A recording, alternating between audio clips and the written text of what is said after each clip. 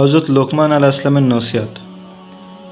ইয়া বুনাইয়া আকিমিস সালাতা ওয়া'মুর বিল মা'রুফি ওয়ানহা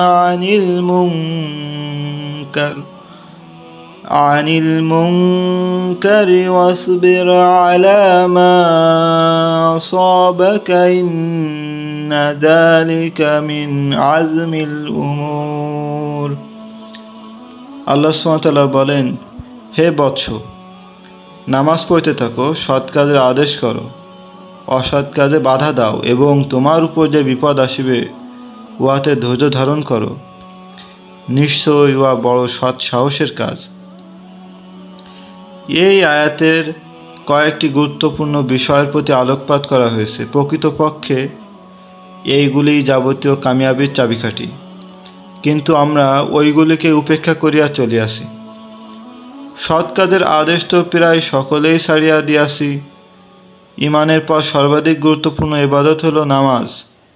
এই নামাজের প্রতি আমাদের চরম অবহেলা।